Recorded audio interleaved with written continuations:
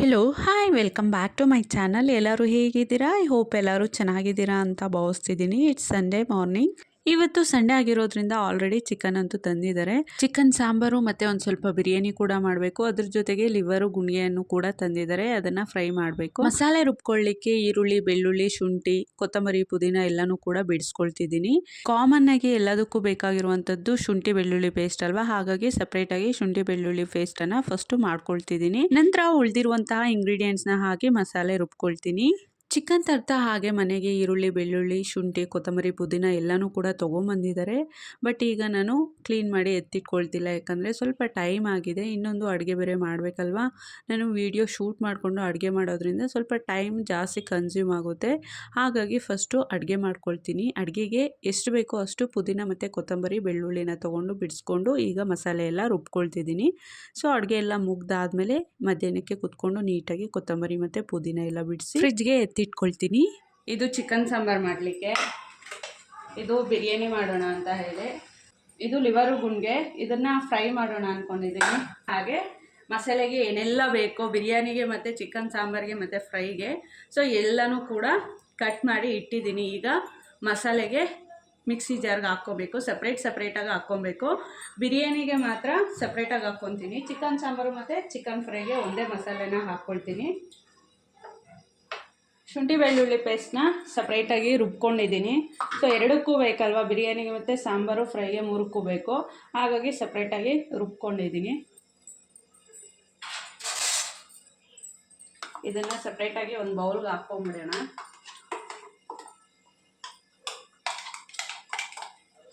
So ಇದಕ್ಕೆ ಈಗ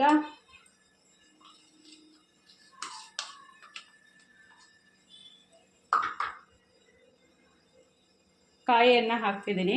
so ಸ್ವಲ್ಪ ಒಣಗಿದೆ, ಮನೇಲಿದ್ದಿದ್ದ ಕಾಯಲ್ಲೆಲ್ಲ ಇದೇ ಥರ ಒಣಕೊಬ್ಬರಿ ಆಗಿದೆ, ಹಾಗಾಗಿ ಇರಲಿ ಅಂತ ಹೇಳಿ ಇದನ್ನೇ ಹಾಕ್ತಿದ್ದೀನಿ. ಟೇಸ್ಟು ಚೆನ್ನಾಗಿರುತ್ತೆ, ಒಣಕೊಬ್ಬರಿ ಹಾಕಿದ್ರೂ ಕೂಡ ಚಿಕನ್ ಸಾಂಬಾರು ಟೇಸ್ಟು ಚೆನ್ನಾಗಿರುತ್ತೆ. ಸ್ವಲ್ಪ ಹಸಿದಿದೆ, ತುಂಬ ಒಣಗಿಲ್ಲ, ಸ್ವಲ್ಪ ಹಸಿ ಕೂಡ ಇದೆ. ಈ ಥರದ್ದು ಒಣಕೊಬ್ಬರಿ ಜೊತೆ ಸ್ವಲ್ಪ ಬೆಲ್ಲನ ಸೇರಿಸ್ಕೊಂಡು ತಿಂದರೆ ತುಂಬಾ ಚೆನ್ನಾಗಿರುತ್ತೆ ಟೇಸ್ಟ್ ಅಂತೂ. ನಾವೆಲ್ಲ ತುಂಬ ತಿಂತಿದ್ವಿ ಆಗ ನೋಡಿ. ಈ ರೀತಿ ಬೆಲ್ಲನ ಒಂಚೂರು ಸೇರಿಸ್ಕೊಂಡು ಒಣಕೊಬ್ಬರಿ ಜೊತೆ ತಿನ್ನೋದ್ರಿಂದ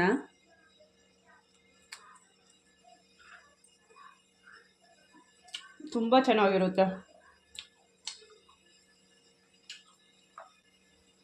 ಈಗ ಫಸ್ಟು ಸಾಂಬಾರು ಮತ್ತು ಫ್ರೈಗೆ ಒಂದೇ ಮಸಾಲೆ ಹಾಕ್ಕೊಳ್ತೀನಿ ಅಂತ ಹೇಳಿದ್ನಲ್ವ, ಫಸ್ಟು ಸಾಂಬಾರು ಫ್ರೈಗೆ ಮಸಾಲೆಯನ್ನು ರುಬ್ಕೊಬಿಡೋಣ.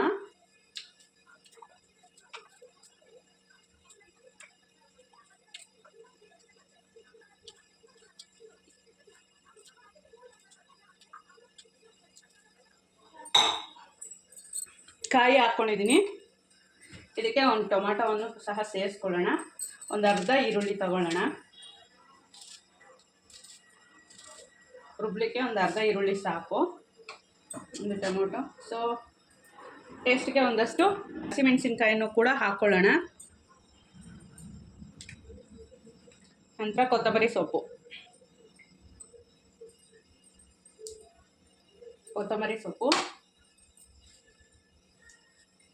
ಪುದೀನ,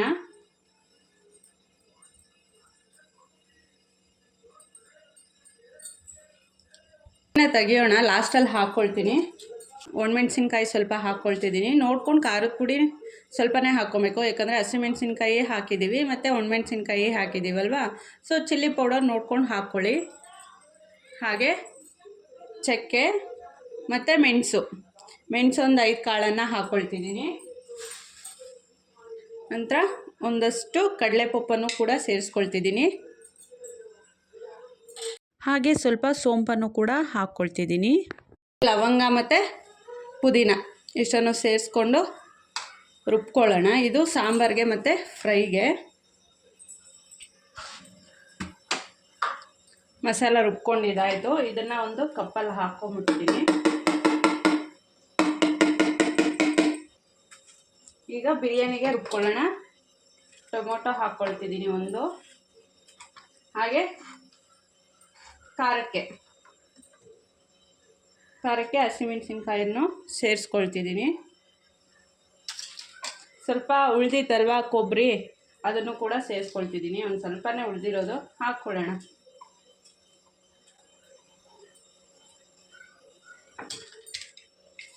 ಕೊತ್ತಂಬರಿ ಸೊಪ್ಪು,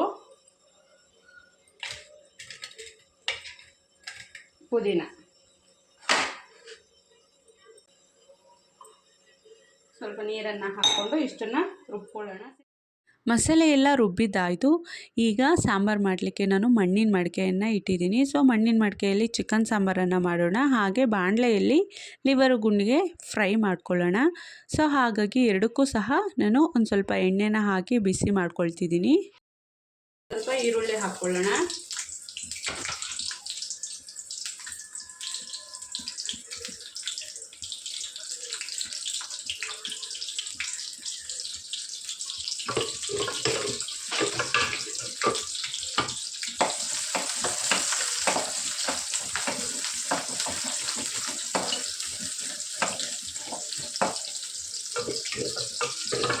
ಈರುಳ್ಳಿ ಸ್ವಲ್ಪ ಫ್ರೈ ಆದರೆ ಸಾಕು.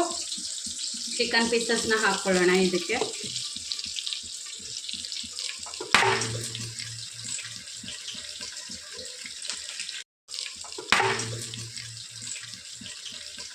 ಈಗ ಸೌಂಡ್ ಕೇಳಿಸ್ಕೊಂಡ್ರಲ್ವ. ಸೊ ನಾನು ಆ ಸೌಂಡ್ ಬಂದಿದ ತಕ್ಷಣ ಎಲ್ಲಿ ಏನು ಹೊಡೀತು ಅಂತ ಅಕ್ಕಪಕ್ಕ ನೋಡ್ತಿದ್ದೀನಿ. ಬಟ್ ಅಲ್ಲಿ ಹೊಡೆದಿದ್ದು ಮಾತ್ರ ಮಣ್ಣಿನ ಮಡಿಕೆನೇ. ನೋಡಿ, ಒಂದು ಪೀಸ್ ಆದಷ್ಟು ಹೊಡೆದು ಆಚೆ ಬಂದಿದೆ. ಯಾಕೆ ಈ ಮಣ್ಣಿನ ಮಡಿಕೆ ಹೀಗೆ ಹೊಡೀತು ಅನ್ನೋದು ನಮಗೂ ಕೂಡ ಗೊತ್ತಿಲ್ಲ. ಯಾಕಂದರೆ ನಾನು ಕೂಡ ಇತ್ತೀಚೆಗೆ ಮಣ್ಣಿನ ಮಡಿಕೆಯಲ್ಲೇ ಅಡುಗೆ ಮಾಡ್ತಿರೋದು. ಇತ್ತೀಚೆಗೆ ಅಂದರೆ ಸುಮಾರು ಟೈಮ್ ಏನು ಮಾಡಿಲ್ಲ. ಸೊ ಮೊನ್ನೆ ಭಾನುವಾರ ಒಂದು ಸಲ ಮಾಡಿದೆ, ಇದು ಸೆಕೆಂಡ್ ಟೈಮು. ಸೊ ಎರಡನೇ ಸಲಕ್ಕೆ ನೋಡಿ ಮಣ್ಣಿನ ಮಡಿಕೆ ಹೊಡೆದೈತು. ನನಗಂತೂ ಸ್ವಲ್ಪ ಬೇಜಾರಾಯಿತು. ಸೊ ಬೇಜಾರು ಅನ್ನೋದಕ್ಕಿಂತ ನಂಗೊಂಥರ ಸಮಾಧಾನ. ಯಾಕಂದರೆ ಮಡಿಕೆದು ಒಂದು ಪೀಸ್ ಆದಷ್ಟು ಹೊರಗಡೆ ಬಂದಿದೆ ಅಷ್ಟೇ. ಅದನ್ನು ಬಿಟ್ಟು ಫುಲ್ ಮಡಿಕೆನೇ ಹೊಡೆದಿದ್ದಿದ್ರೆ ಅದರಲ್ಲಿರೋ ಎಣ್ಣೆ, ಈರುಳ್ಳಿ ಎಲ್ಲ ಸ್ಟೌವಿಂದು ಬರ್ನಲ್ ಒಳಗಡೆ ಹೋಗ್ತಿತ್ತು. ಸೊ ಬರ್ನಲ್ ಒಳಗಡೆ ಏನಾದರೂ ಹೋಗಿದ್ದಿದ್ರೆ ಬರ್ನಲ್ಲೆಲ್ಲ ಹಾಳಾಗ್ತಿತ್ತು. ಅದೊಂದು ಸ್ವಲ್ಪ ತಲೆನೋವು ಆಗ್ತಿತ್ತು. ಆದರೂ ಕೂಡ ತುಂಬಾ ಬೇಜಾರಾಗ್ತಿದೆ. ಯಾಕಂದರೆ ತುಂಬಾ ಇಷ್ಟಪಟ್ಟು ಮಣ್ಣಿನ ಮಡಿಕೆಯನ್ನು ತೊಗೊಂಬಂದಿದ್ದೆ. ಅದರಲ್ಲೂ ಚಿಕನ್ ಸಾಂಬಾರು ಮಾಡಲಿಕ್ಕೆ ಅಂತಲೇ ಮಣ್ಣಿನ ಮಡಿಕೆಯನ್ನು ನಾನು ತೊಗೊಂಬಂದಿದ್ದು. ಆಲ್ಮೋಸ್ಟ್ 90% ಸಾಂಬಾರ್ಸ್ನ ನಾನು ಕುಕ್ಕರಲ್ಲೇ ಮಾಡೋದ್ರಿಂದ ಮೇನ್ಲಿ ಚಿಕನ್ ಸಾಂಬಾರು ಮಾಡಲಿಕ್ಕೆ ಅಂತಲೇ ತಂದಿರೋದು. ಸೊ ಈ ಪಾತ್ರೆಯಲ್ಲೆಲ್ಲ ಸಾಂಬಾರ್ಸ್ನ ನಾನು ತೀರಾ ಕಡಿಮೆನೇ ಮಾಡೋದು. ಬಸ್ಸಾರು, ಸೊಪ್ಪಿನ ಸಾರು, ಚಿಕನ್ ಸಾಂಬಾರು, ಸೊ ಇಷ್ಟೇ ಅನಿಸುತ್ತೆ ಆಲ್ಮೋಸ್ಟು ನಾನು ಪಾತ್ರೆಯಲ್ಲಿ ಮಾಡೋದು ಸಾಂಬಾರ್ಸ್ನ. ಬಾಕಿದೆಲ್ಲ ಸಾಂಬಾರ್ಸ್ನ ನಾನು ಕುಕ್ಕರಲ್ಲೇ ಮಾಡೋದು. ಇಟ್ಸ್ ಓಕೆ, ಏನೂ ಮಾಡ್ಲಿಕ್ಕೆ ಆಗೋದಿಲ್ಲ. ಸೊ ಮಣ್ಣಿನ ಮಡಿಕೆಯನ್ನು ತೊಗೊಂಬಂದಿದ್ದೆ ಅಲ್ವಾ, ಆ ಆಂಟಿನ ಕೇಳ್ತೀನಿ ಹೀಗಾಯಿತು ಅಂತ. ಸೊ ಏನು ಹೇಳ್ತಾರೆ ನೋಡೋಣ ಆಂಟಿ. ಮತ್ತು ಯೂಟ್ಯೂಬಲ್ಲೂ ಒಂದಷ್ಟು ವೀಡಿಯೋಸ್ನ ಸರ್ಚ್ ಮಾಡ್ತೀನಿ. ನನಗೂ ಒಂದು ಡೌಟ್ ಇತ್ತು, 50-50 ಇತ್ತು. ಹೊಸ ಮಡಿಕೆನ ತಂದಾಗ ಅದನ್ನು ಪಳಗಿಸ್ಬೇಕು.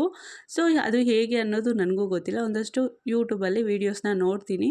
ಸೊ ನಂತರ ಮಣ್ಣಿನ ಮಡಿಕೆಯಲ್ಲಿ ಅಡುಗೆ ಮಾಡೋಣ. ಅಲ್ಲಿ ತನಕ ಇನ್ನೊಂದು ಮಡಿಕೆ ಇದೆ ಅಲ್ವಾ, ಸೊ ಅದನ್ನು ಯೂಸ್ ಮಾಡೋದಿಲ್ಲ, ಹಾಗೆ ಎತ್ತಿಟ್ಟಿರ್ತೀನಿ. ಅದ್ರ ಜೊತೆಗೆ ಮತ್ತೆ ಇನ್ನೊಂದೆರಡು ಪಾತ್ರೆನ ತೊಗೊಬೇಕು ಅಂದ್ಕೊಂಡಿದ್ದೀನಲ್ವಾ. ಸೊ ಆ ಪಾತ್ರೆನೆಲ್ಲ ತೊಗೊಂಬಂದು ಯೂಟ್ಯೂಬಲ್ಲಿ ಒಂದಷ್ಟು ವೀಡಿಯೋಸ್ನ ಸರ್ಚ್ ಮಾಡಿ ಸೊ ಮಣ್ಣಿನ ಪಾತ್ರೆನ ಹೇಗೆ ಪಳಗಿಸೋದು ಅನ್ನೋದನ್ನು ನೋಡಿಕೊಂಡು ಮಣ್ಣಿನ ಪಾತ್ರೆನೆಲ್ಲ ಪಳಗಿಸಿ ನಂತರ ಅಡುಗೆ ಮಾಡಬೇಕು ಅಂದ್ಕೊಂಡಿದ್ದೀನಿ. ಸೊ ನಾನು ಒಂದಷ್ಟು ವೀಡಿಯೋಸ್ನ ರ್ಯಾಂಡಮ್ ಆಗಿ ನೋಡ್ತಿದ್ದೆ. ತಮಿಳ್ ಚಾನಲಲ್ಲಿ ನಾನು ನೋಡಿದ್ದು. ಸೊ ಮಣ್ಣಿನ ಪಾತ್ರೆಗೆಲ್ಲ ಅಡುಗೆ ಎಣ್ಣೆಯನ್ನು ಉಜ್ಜಿ ಬಿಸಿಲಿಗೆ ಒಂದು ಸ್ವಲ್ಪ ಹೊತ್ತು ಇಟ್ಟು ನಂತರ ತೊಗೊಂಬಂದು ನೀಟಾಗಿ ವಾಶ್ ಮಾಡಿ ನಂತರ ಅಡುಗೆ ಮಾಡ್ತಿದ್ರು. ಬಟ್ಟು ನಾನು ಅವ್ರು ಮಾಡೋದನ್ನು ಮಾತ್ರ ನೋಡ್ತಿದ್ದೆ. ಯಾಕಂದರೆ ನನಗೆ ತಮಿಳು ಅರ್ಥ ಆಗೋದಿಲ್ಲ. ಸೊ ಅವ್ರು ಏನು ಹೇಳ್ತಾರೆ ಅನ್ನೋದು ನನಗಂತೂ ಒಂದು ಸ್ವಲ್ಪನೂ ಕೂಡ ಅರ್ಥ ಆಗಲಿಲ್ಲ. ಜಸ್ಟು ಆ ವಿಡಿಯೋನ ನೋಡಿ ಅಷ್ಟು ಅರ್ಥ ಮಾಡಿಕೊಂಡೆ. ಬಟ್ ಏನಕ್ಕೆ, ಯಾಕೆ ಆ ಥರ ಎಲ್ಲ ಮಾಡಿದ್ರು ಅನ್ನೋದು ಗೊತ್ತಿಲ್ಲ. ಮೇ ಬಿ ಅದೇ ರೀತಿ ಏನೋ ಮಣ್ಣಿನ ಪಾತ್ರೆಗಳನ್ನೆಲ್ಲ ಪಳಗಿಸೋದು. ಸೊ ನನಗೂ ಗೊತ್ತಿಲ್ಲ. ಗೂಗಲಲ್ಲಿ ಸರ್ಚ್ ಮಾಡಿ ನೆಕ್ಸ್ಟ್ ವ್ಲಾಗಲ್ಲಿ ಅಂದರೆ ಮತ್ತೆ ಯಾವಾಗ ನಾನು ಮಣ್ಣಿನ ಪಾತ್ರೆಯನ್ನು ಯೂಸ್ ಮಾಡ್ತೀನೋ ಕುಕ್ಕಿಂಗ್ಗೆ ಆಗ ನಿಮಗೆ ಅದ್ರ ಬಗ್ಗೆ ಹೇಳ್ತೀನಿ. ಸೊ ಈಗ ಮಣ್ಣಿನ ಪಾತ್ರೆಯನ್ನು ಸೈಡ್ಗಿಟ್ಟು ಆ ಪೀಸಸ್ನೆಲ್ಲ, ಚಿಕನ್ ಪೀಸಸ್ನೆಲ್ಲ ಒಂದು ಬಾಣಲೆಗೆ ಹಾಕ್ಕೊಂಡು ಸೊ ರುಬ್ಕೊಂಡಿರುವಂತಹ ಮಸಾಲೆ ಕೂಡ ಹಾಕ್ಕೊಂಡಿದ್ದೀನಿ. ಸೈಡಲ್ಲಿ ಹಾಗೆ ಲಿವರು ಗುಂಡಿಗೆ ಅದಕ್ಕೂ ಕೂಡ ಮಸಾಲೆಯನ್ನು ಆ್ಯಡ್ ಮಾಡ್ಕೊಂಡಿದ್ದೀನಿ. ಸೊ ಹಾಗೆ ಖಾರದ ಪುಡಿ, ಧನಿಯಾ ಪುಡಿ ಮತ್ತು ಚಿಕನ್ ಮಸಾಲ ಪುಡಿ ಎಲ್ಲನೂ ಕೂಡ ಸೇರಿಸ್ಕೊಂಡು ಲಾಸ್ಟಿಗೆ ಉಪ್ಪನ್ನು ಹಾಕ್ಕೊಳ್ತಿದ್ದೀನಿ. ಚಿಕನ್ ಮಸಾಲ ಪುಡಿಯನ್ನು ನಾನು ಲಿವರು ಗುಂಡಿಗೆ ಫ್ರೈ ಮಾಡ್ತಿದ್ದೀವಲ್ವ ಅದಕ್ಕೆ ಮಾತ್ರ ಹಾಕ್ಕೊಂಡಿದ್ದೀನಿ. ಚಿಕನ್ ಸಾಂಬಾರ್ಗೆ ಹಾಕ್ಕೊಂಡಿಲ್ಲ. ಯಾಕಂದರೆ ನಾವು ಒಂದೇ ಮಸಾಲ ಎರಡಕ್ಕೂ ಕೂಡ ಹಾಕ್ಕೊಂಡಿರೋದ್ರಿಂದ ಸೇಮ್ ಟೇಸ್ಟ್ ಬರುತ್ತೆ.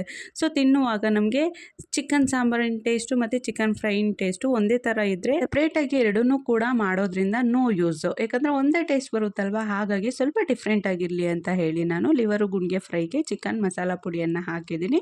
ಬಟ್ ಸಾಂಬಾರಿಗೆ ನಾವು ಏನು ರುಬ್ಕೊಂಡಿದ್ವೋ ಆ ಮಸಾಲೆಯನ್ನು ಹಾಕ್ಕೊಂಡಿದ್ದೀನಿ. ನಂತರ ಧನಿಯಾ ಪುಡಿ, ಖಾರದ ಪುಡಿ, ಉಪ್ಪನ್ನು ಸೇರಿಸ್ಕೊಂಡಿದ್ದೀನಿ ಅಷ್ಟೇ. ಸೊ ಲೈಟಾಗಿ ಟೇಸ್ಟಿಯಾಗಿ ಸಾಂಬಾರು ರೆಡಿ ಆಗುತ್ತೆ. ಒಂದು ಸ್ವಲ್ಪ ಮಸಾಲ ಭರಿತವಾಗಿ ಚಿಕನ್ ಲಿವರ್ ಗುಂಡಿಗೆ ಫ್ರೈ ರೆಡಿ ಆಗುತ್ತೆ. ಸೊ ಈಗ ಎರಡಕ್ಕೂ ಕೂಡ ಮಸಾಲೆ ಹಾಕಿ ಬೇಯಲಿಕ್ಕೆ ಇಟ್ಟಿದ್ದೀನಿ. ಈ ಕಡೆ ಬಂದರೆ ಕುಕ್ಕರ್ನ ಇಟ್ಕೊಂಡಿದ್ದೀನಿ ಬಿರಿಯಾನಿ ಮಾಡಲಿಕ್ಕೆ. ಏನು ಗೊತ್ತಾ, ಬಿರಿಯಾನಿ ಮಾಡಲಿಕ್ಕೆ ಕುಕ್ಕರ್ನ ಇಟ್ಟು ಎಣ್ಣೆನ ಬಿಸಿ ಮಾಡೋದನ್ನ, ಎಣ್ಣೆ ಬಿಸಿ ಆದ ನಂತರ ನಾವು ಸ್ಪೈಸಸ್ನ ಹಾಕ್ಕೊಬೇಕು. ಬಟ್ ನಾನು ಈ ನಾರ್ಮಲ್ ಆಗಿ ಚಿಕನ್ ಸಾಂಬಾರಿಗೆಲ್ಲ ಏನು ಮಾಡ್ತೀವಿ, ಈರುಳ್ಳಿಯನ್ನು ಹಾಕ್ಕೊಳ್ತೀವಿ. ಸೊ ಅದೇ ರೀತಿ ನಾನೇನು ಮಾಡಿದೆ, ಪಟ್ ಅಂತ ಈರುಳ್ಳಿಯನ್ನು ಹಾಕ್ಕೊಂಬಿಟ್ಟೆ. ನಂತರ ಈರುಳ್ಳಿಯನ್ನು ಹಾಕ್ಕೊಂಡ್ಮೇಲೆ ಅಯ್ಯೋ ಇದು ಬಿರಿಯಾನಿಗಲ್ವಾ, ಸ್ಪೈಸಸ್ ಹಾಕ್ಬೇಕಿತ್ತಲ್ವ ಅಂದ್ಕೊಂಡು ಮತ್ತೆ ನಾನೇನು ಈರುಳ್ಳಿಯನ್ನು ಹೊರಗಡೆ ತೆಗ್ದಿಲ್ಲ. ಸೊ ಇದ್ರೆ ಇರಲಿ ಅಂತ ಹೇಳಿ ಅದಕ್ಕೆ ಓಲ್ ಸ್ಪೈಸಸ್ನ ಹಾಕಿ ಎರಡನ್ನೂ ಕೂಡ ಚೆನ್ನಾಗಿ ಫ್ರೈ ಮಾಡ್ಕೊಳ್ತಿದ್ದೀನಿ. ನೋಡೋಣ, ಒಟ್ಟಲ್ಲಿ ಸ್ವಲ್ಪ ಡಿಫ್ರೆಂಟಾಗಂತೂ ಇರುತ್ತೆ ಬಿರಿಯಾನಿ ಟೇಸ್ಟು. ಮತ್ತೆ ಏನಾಯಿತು ಅಂದರೆ ಲಕ್ಕಿ ಅಳ್ತಾ ಬಂದ ಕಿಚನ್ಗೆ. ಸೊ ಅವನನ್ನು ಎತ್ಕೊಂಡು ಸಮಾಧಾನ ಮಾಡಿಕೊಂಡು ಚಿಕನ್ ಪೀಸಸ್ನ ಹಾಕ್ಕೊಂಬಿಟ್ಟೆ. ಕಟ್ ಮಾಡಿದ್ರೆ ಫಸ್ಟು ನಾವು ಸ್ಟಾರ್ಟಿಂಗಲ್ಲಿ ಏನು ಹಾಕಬೇಕಿತ್ತು, ಈರುಳ್ಳಿ ಫ್ರೈ ಆದ ನಂತರ ಶುಂಠಿ ಬೆಳ್ಳುಳ್ಳಿ ಪೇಸ್ಟ್ನ ಹಾಕ್ಕೊಬೇಕಿತ್ತು. ಹಾಗೆ ಬಿರಿಯಾನಿಗೋಸ್ಕರ ರುಬ್ಕೊಂಡಿದ್ವಲ್ವ ಮಸಾಲೆ, ಅದನ್ನು ಹಾಕ್ಕೊಬೇಕಿತ್ತು. ಅದ್ರ ಜೊತೆಗೆ ಧನಿಯಾ ಪುಡಿ ಮತ್ತು ಬಿರಿಯಾನಿ ಪೇಸ್ಟು ಅದನ್ನು ಹಾಕ್ಕೊಂಡು ಚೆನ್ನಾಗಿ ಫ್ರೈ ಮಾಡಿಕೊಂಡು ನಂತರ ನಾವು ಚಿಕನ್ ಪೀಸಸ್ನ ಹಾಕ್ಕೊಬೇಕಿತ್ತು. ಬಟ್ ನಾನು ಸ್ಟಾರ್ಟಿಂಗಲ್ಲೇ ಈರುಳ್ಳಿ ಫ್ರೈ ಆಗಿದ ತಕ್ಷಣ ಚಿಕನ್ ಪೀಸಸ್ನ ಹಾಕ್ಕೊಂಡೆ. ಬಟ್ ಇವತ್ತಂತೂ ಅಡುಗೆ ಮಾಡುವಾಗ ಎಷ್ಟೊಂದು ಮಿಸ್ಟೇಕ್ ಆಗ್ತಿತ್ತು ಗೊತ್ತಾ. ಸೊ ಅದಾದಮೇಲೆ ನಾನು ಚಿಕನ್ ಪೀಸಸ್ನ ಹಾಕಿದ್ನಲ್ವ, ಸೊ ಅದ್ರ ಮೇಲೇ ಶುಂಠಿ ಬೆಳ್ಳುಳ್ಳಿ ಪೇಸ್ಟು, ರುಬ್ಕೊಂಡಿರುವಂತಹ ಮಸಾಲ, ಧನಿಯಾ ಪುಡಿ, ಅರಿಶಿಣದ ಪುಡಿ ಎಲ್ಲನೂ ಕೂಡ ಹಾಕಿ ಚೆನ್ನಾಗಿ ಕಲಸಿ ಒಂದು ಪ್ಲೇಟ್ನ ಕ್ಲೋಸ್ ಮಾಡಿ ಒಂದು 10 ನಿಮಿಷ ಚೆನ್ನಾಗಿ ಫ್ರೈ ಮಾಡಿಕೊಂಡೆ. ಸೊ ಅದಾದಮೇಲೆ ಈಗ ಮೊಸರನ್ನು ಕೂಡ ಆ್ಯಡ್ ಮಾಡ್ಕೊಳ್ತಿದ್ದೀನಿ. ಸೊ ಬಿರಿಯಾನಿ ಘಮ ಅಂತೂ ಬರ್ತಿದೆ, ಬಟ್ ಟೇಸ್ಟ್ ಅಂತೂ ವೇರಿಯೇಷನ್ ಇದ್ದೇ ಇರುತ್ತೆ. ಸೊ ನೋಡೋಣ ಟೇಸ್ಟ್ ಹೇಗಿರುತ್ತೆ ಅನ್ನೋದನ್ನು ಲಾಸ್ಟಲ್ಲಿ ತಿಳಿಸ್ತೀನಿ ನಿಮಗೆ. ಮೊಸರು ಹಾಕಿದ್ಮೇಲೆ ಮತ್ತೆ ಒಂದು 10 ನಿಮಿಷ ನಾನು ಪ್ಲೇಟ್ನ ಕ್ಲೋಸ್ ಮಾಡಿ ಫ್ರೈ ಆಗಲಿಕ್ಕೆ ಬಿಟ್ಟಿದ್ದೀನಿ. ಈ ಕಡೆ ಬಂದರೆ ಚಿಕನ್ ಪೀಸಸ್ಸು ಬೆಂದಿದೆಯೋ ಇಲ್ವೋ ಅಂತ ಒಂದು ಪೀಸ್ನ ತೊಗೊಂಡು ಚೆಕ್ ಮಾಡ್ತಿದ್ದೀನಿ. ಹಾಗೆ ಬಿರಿಯಾನಿ ಮಸಾಲ ಎಲ್ಲ ಫ್ರೈ ಆಗಿತ್ತು. ಈಗ ನೀರನ್ನು ಸಹ ಹಾಕ್ಕೊಂಡಿದ್ದೀನಿ ಒಂದು ಕುದಿ ಬರಲಿ ಅಂತ ಹೇಳಿ ಮತ್ತೆ ಪ್ಲೇಟ್ನ ಕ್ಲೋಸ್ ಮಾಡಿದ್ದೀನಿ. ಇಲ್ಲಿ ನೋಡಿ, ರೂಮಲ್ಲಿರುವಂತಹ ಸ್ವಿಚ್ ಬೋರ್ಡ್ ಹೋಲ್ಸ್ಗೆಲ್ಲ ಪ್ಲಾಸ್ಟರ್ನ ನಾವು ಪೇಸ್ಟ್ ಮಾಡ್ತಿದ್ದೀವಿ. ಯಾಕಂದರೆ ನಮ್ಮ ಪುಟಾಣಿ ಮಂಚದ ಮೇಲೆಯಿಂದ ಹತ್ತಿ ಇಲ್ಲೊಂದು ಡೆಸ್ಕ್ ಹಾಕಿದ್ದೀವಿ. ಡೆಸ್ಕ್ ಮೇಲೆ ನಿಂತ್ಕೊಂಡು ಇಲ್ಲಿ ಫ್ಯಾನ್ ಒಂದು ಸ್ವಿಚ್ ಇದೆ ಅಲ್ವಾ, ಅದನ್ನೆಲ್ಲ ತಿರುಗಿಸ್ತಿರ್ತಾನೆ. ಆಗಾಗ ನಾವು ಯಾರಾದರೂ ನೋಡಲಿಲ್ಲ ಅಂದರೆ ಸ್ವಿಚ್ಚು ಸಹ ಆನ್ ಮಾಡ್ತಾನೆ. ಮತ್ತು ಅಪ್ಪಿತಪ್ಪಿ ಬೆರಳಿಟ್ರೆ ಕಷ್ಟ ಅಂತ ಹೇಳಿ ಆ ಹೋಲ್ಸ್ಗೆಲ್ಲ ಪ್ಲಾಸ್ಟರ್ನ ಹಾಕ್ತಿದ್ದೀವಿ. ಹಾಲಲ್ಲಿರೋ ಆಲ್ಮೋಸ್ಟ್ ಎಲ್ಲ ಸ್ವಿಚ್ ಬೋರ್ಡ್ಗೂ ಸಹ ಪ್ಲಾಸ್ಟರ್ನ ಹಾಕಿದ್ದೀವಿ. ಈ ರೂಮಲ್ಲೆಲ್ಲ ಒಂದು ಸ್ವಲ್ಪ ಹೈಟ್ ಇತ್ತು ಸ್ವಿಚ್ ಬೋರ್ಡ್ಸು. ಸೊ ಅವನಿಗೆ ಎಟಕಿಸ್ತಿರ್ಲಿಲ್ಲ, ಹಾಗಾಗಿ ಸುಮ್ಮನಾದ್ವಿ. ಬಟ್ ನೋಡಿ, ಮಂಚದ ಮೇಲೆಯಿಂದ ಆ ಕಡೆ ಒಂದು ಟೇಬಲ್ ಥರ ಹಾಕಿದ್ದೀವಿ. ಆ ಟೇಬಲ್ ಮೇಲೆ ಹತ್ತಿ ಈ ರೀತಿ ಮಾಡ್ತಿದ್ದಾನೆ ಇತ್ತೀಚೆಗೆ. ಹಾಗಾಗಿ ಪ್ಲಾಸ್ಟರ್ನ ಹಾಕ್ತಿದ್ದೀವಿ, ರಿಸ್ಕ್ ತಗೊಳ್ಳೋದು ಬೇಡ ಅಂತ ಹೇಳಿ. ನಂತರ ಈ ಕಡೆ ನೀರು ಸಹ ಕುದಿ ಬಂದಿತ್ತು. ಅದಕ್ಕೆ ಅಕ್ಕಿಯನ್ನು ಹಾಕಿ ಉಪ್ಪನ್ನು ಸೇರಿಸಿ ಚೆನ್ನಾಗಿ ಮಿಕ್ಸ್ ಮಾಡ್ಕೊಳ್ತಿದ್ದೀನಿ. ಇವತ್ತು ಟೈಮ್ ಇರೋದ್ರಿಂದ ನಾನು ಲಿಡ್ನ ಕ್ಲೋಸ್ ಮಾಡ್ದೇನೆ 50% ಅಕ್ಕಿಯನ್ನು ಬೇಯಿಸ್ಕೊಳ್ತೀನಿ. ನಂತರ ನಾನು ಲಿಡ್ನ ಕ್ಲೋಸ್ ಮಾಡಿ 1 ವಿಸಿಲ್ ಕೂಗಿಸ್ಕೊಳ್ತೀನಿ. ರಾತ್ರಿದು ಒಂದು ಸ್ವಲ್ಪ ಅನ್ನ ಉಳಿದಿದೆ, ಅದನ್ನು ಹಾಕಿ ಮುದ್ದೆನ ಮಾಡ್ಕೊಳ್ತೀನಿ. ಯಾಕಂದರೆ ನಮ್ಮ ಲಕ್ಕಿ ಪುಟಾಣಿ ಬಿರಿಯಾನಿ ತಿಂತಾನೋ ಇಲ್ವೋ ಗೊತ್ತಿಲ್ಲ, ಆದರೂ ಕೂಡ ಖಾರ ಸ್ವಲ್ಪ ಕಡಿಮೆನೇ ಇಟ್ಟಿದ್ದೀನಿ ಬಿರಿಯಾನಿಗೆ. ನೋಡೋಣ, ತಿನ್ನಲಿಲ್ಲ ಅಂದರೆ ಮತ್ತೆ ಮಾಡ್ಕೊಳ್ಳಿಕ್ಕೆ ಆಗೋದಿಲ್ಲ. ಯಾಕಂದರೆ ಆಲ್ರೆಡಿ ಪಾಪ ಟೈಮು 9:30 ಆಗ್ತಾ ಬಂತು. ಸೊ ಊಟದ ಟೈಮು, ಹಾಗಾಗಿ ಮತ್ತೆ ಲೇಟ್ ಆದರೆ ಕಷ್ಟ ಅಂತ ಹೇಳಿ ನಾನು ಮುದ್ದೆನ ಮಾಡ್ಕೊಳ್ತಿದ್ದೀನಿ. ಆ್ಯಕ್ಚುಲಿ ಚಿಕನ್ ಫ್ರೈ ಮತ್ತು ಚಿಕನ್ ಸಾಂಬಾರು ಇದೆ ಅಲ್ವಾ, ಸೊ ನನಗೂ ಕೂಡ ಇದಕ್ಕೆ ಕಾಂಬಿನೇಷನ್ ಆಗಿ ಮುದ್ದೆನೇ ಚೆಂದ ಅನ್ನಿಸ್ತು. ಹಾಗಾಗಿ ಇಬ್ರಿಗೂ ಸೇರಿ, ನನಗೂ ಲಕ್ಕಿ ಪುಟಾಣಿಗೆ ಇಬ್ರಿಗೂ ಸೇರಿ ಒಂದು ಮುದ್ದೆನ ಮಾಡ್ಕೊಳ್ತಿದ್ದೀನಿ. ಹಾಗೆ ಅಡುಗೆ ಕೂಡ ಮುಗೀತು. ಸೂಪರ್ ಟೇಸ್ಟಿಯಾಗಿ ಚಿಕನ್ ಬಿರಿಯಾನಿ ಅಂತೂ ರೆಡಿಯಾಗಿದೆ. ಅದ್ರ ಜೊತೆಗೆ ಚಿಕನ್ ಲಿವರ್ ಗುಂಡಿಗೆ ಫ್ರೈ ಕೂಡ ರೆಡಿಯಾಗಿದೆ. ಸೊ ಸಾಂಬಾರು ಕೂಡ ರೆಡಿಯಾಗಿದೆ. ಈಗ ಊಟಕ್ಕೆ ಬಡಿಸ್ಕೊಳ್ತಿದ್ದೀನಿ.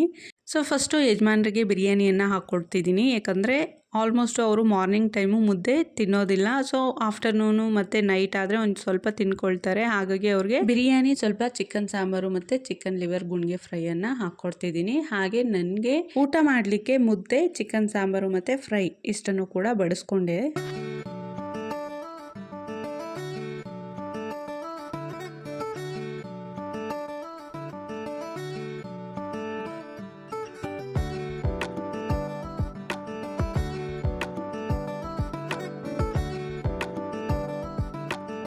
ಬೆಳಗ್ಗೆ ಊಟ ಅಂತೂ ಎಲ್ಲರೂ ಕೂಡ ಸೇರಿ ತಿಂದ್ವಿ.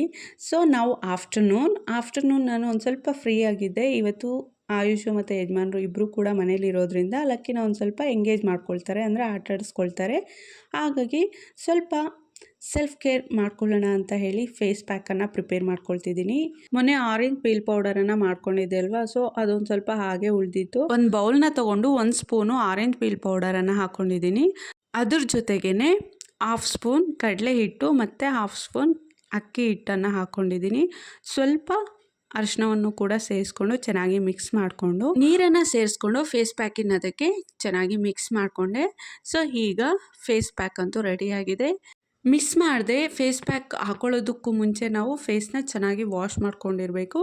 ಸೊ ನಂತರ ನಾವು ಯಾವುದೇ ರೀತಿಯ ಫೇಸ್ ಪ್ಯಾಕನ್ನು ಅಪ್ಲೈ ಮಾಡ್ಕೊಬೇಕು. ಸೊ ನಾನು ಕೂಡ ಚೆನ್ನಾಗಿ ಫೇಸ್ನ ವಾಶ್ ಮಾಡ್ಕೊಂಬಂದು ಈಗ ಫೇಸ್ ಪ್ಯಾಕನ್ನು ಅಪ್ಲೈ ಮಾಡ್ಕೊಳ್ತಿದ್ದೀನಿ.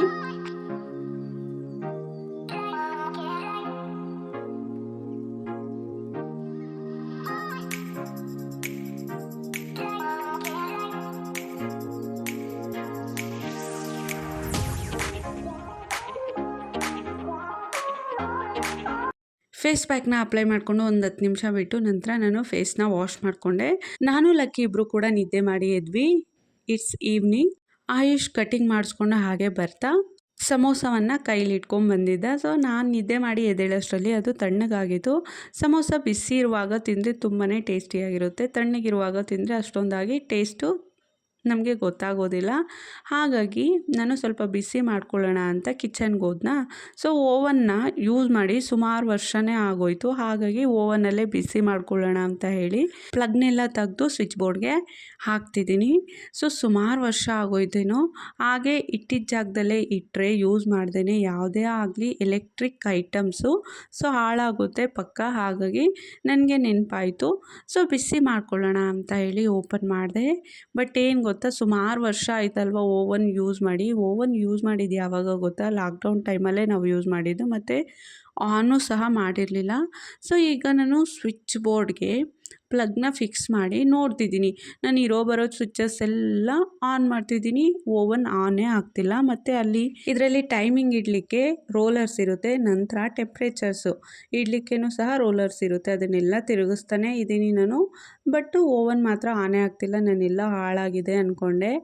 ಡೆಫಿನೆಟ್ಲಿ ತುಂಬಾ ವರ್ಷ ಆಯ್ತಲ್ವ, ಹಾಗಾಗಿ ಹಾಳಾಗ್ಬಿಟ್ಟಿದೆ ಅಂದ್ಕೊಂಡೆ. ಆದರೂ ಕೂಡ ನೋಡ್ತಾನೇ ಇದ್ದೀನಿ. ಪ್ಲಗ್ನ ಒಂದು 3 ಸಲ ತೆಗಿಯೋದು ಮತ್ತೆ ಹಾಕೋದು, ಸ್ವಿಚ್ನ ಆನ್ ಮಾಡೋದು, ಇದೇ ಥರ ಮಾಡ್ತಾನೇ ಇದ್ದೀನಿ.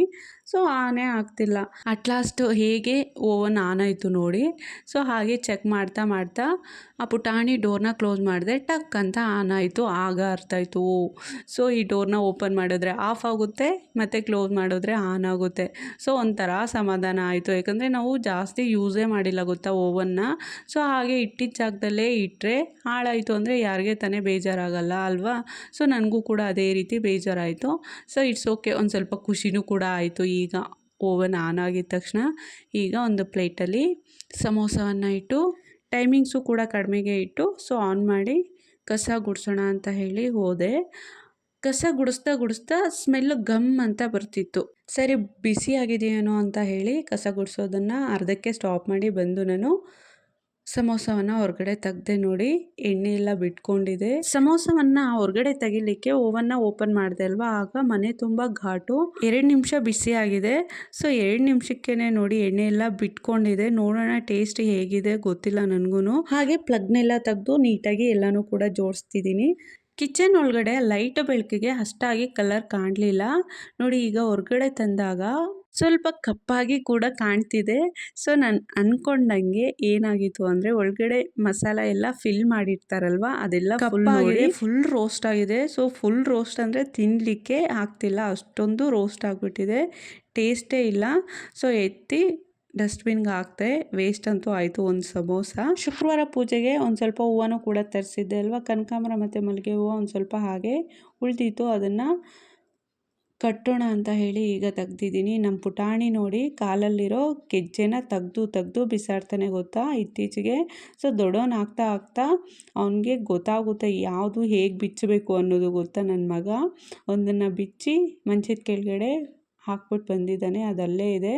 ಸೊ ಇದನ್ನು ಕೂಡ ಬಿಚ್ಚಲಿಕ್ಕೆ ನೋಡ್ತಿರ್ತಾನೆ, ಬಟ್ ನಾನು ಗದರ್ಸ್ಕೊಂಡ್ರೆ ಸುಮ್ಮನಾಗ್ತಾನೆ. ಏನು ಗೊತ್ತಾ, ಬಿಚ್ಬೋದು, ಗಂಡು ಮಗು ಅಲ್ವಾ. ಬರಿಗಾಲಲ್ಲಿ ಇದ್ರೂ ಸಹ ಲಕ್ಕಿ ಕಾಲು ಪುಟಾಣಿ ಕಾಲು ಮುದ್ದಾಗಿ ಚೆನ್ನಾಗಿರುತ್ತೆ, ಕ್ಯೂಟಾಗಿ. ಬಟ್ ಏನು ಗೊತ್ತಾ, ಗೆಜ್ಜೆ ಇದ್ದರೆ ನನಗೆ ಬೆನಿಫಿಟ್ಟು. ಯಾಕಂದರೆ ಒಂದೊಂದ್ಸಲ ನಾನು ಪಾತ್ರೆ ತೊಳೆಯುವಾಗ ಇಲ್ಲಾಂದರೆ ಮನೆ ಕಸ ಗುಡಿಸುವಾಗ ಆಚೆ ಬರ್ತಾನಲ್ವ, ಆಗ ಆಟಾಡ್ತಿರ್ತಾನೆ. ಆ ಗೆಜ್ಜೆ ಸೌಂಡ್ಗೆ ಎಲ್ಲಿದ್ದಾನೆ, ಎಲ್ಲಿ ಆಟಾಡ್ತಿದ್ದಾನೆ ಅನ್ನೋದು ನನಗೆ ಗೊತ್ತಾಗುತ್ತೆ. ಮತ್ತು ಮೆಟ್ಲ ಮೇಲೆ ಎಲ್ಲ ಹತ್ಲಿಕ್ಕೆ ಹೋದರೆ ನನಗೆ ತಕ್ಷಣ ಕೇಳಿಸುತ್ತೆ. ಆಗ ಹೋಗಿ ಎತ್ಕೊಂಬರ್ತೀನಿ. ಇಲ್ಲಾಂದರೆ ಗೇಟ್ ಕಡೆ ಹೋದರೂ ಕೂಡ ಆ ಗೆಜ್ಜೆ ಸೌಂಡ್ ಕೇಳುತ್ತಲ್ವ, ಗೇಟ್ ಕಡೆ ಹೋದರೂ ಕೂಡ ಹೋಗಿ ಕರ್ಕೊಂಬರ್ತೀನಿ. ಒಂದ್ಸಲ ಏನಾಯಿತು ಗೊತ್ತಾ, ಹಳೆ ಗೆಜ್ಜೆ ಐತಲ್ವ, ಅದನ್ನು ತೆಗೆದು ಹೊಸ ಗೆಜ್ಜೆನ ತೊಗೊಂಬರೋಣ ಅಂತ ಹೇಳಿ ತೆಗ್ದಿದ್ವಿ. ಮತ್ತು ಹೊಸ ಗೆಜ್ಜೆನೂ ಕೂಡ ತೊಗೊಂಬಂದಿದ್ವಿ. ಸೊ ನಿಮಗೂ ಕೂಡ ವೀಡಿಯೋಸಲ್ಲಿ ನಾನು ತೋರಿಸಿದ್ದೀನಿ. ಸೊ ಅದನ್ನು ತಂದಾಗ ತಕ್ಷಣ ಹಾಕಲಿಲ್ಲ. ಸೊ ಯಾವಾಗಲೂ ನಾವು ಗೆಜ್ಜೆಲ್ಲೇ ಲಕ್ಕಿ ಕಾಲನ್ನು ನೋಡ್ತಿದ್ವಿ. ಸ್ವಲ್ಪ ಗೆಜ್ಜೆನ ತೆಗ್ದಾಗ ತುಂಬಾ ಕ್ಯೂಟ್ ಅನ್ನಿಸ್ತಿತ್ತು ಲಕ್ಕಿ ಕಾಲು. ಹಾಗಾಗಿ ಒಂದು ಸ್ವಲ್ಪ ದಿನ ಹಾಗೆ ಇರಲಿ ಪ್ಲೇನಾಗೆ ಅಂತ ಹೇಳಿ ನಾವೇನು ಮಾಡಿದ್ವಿ, ಗೆಜ್ಜೆನ ಹಾಕಲಿಲ್ಲ. ಒಂದ್ಸಲ ನನಗೇನಾಯಿತು ಗೊತ್ತಾ, ನಾನು ಪಾತ್ರೆ ತೊಳಿತಿದ್ದೆ.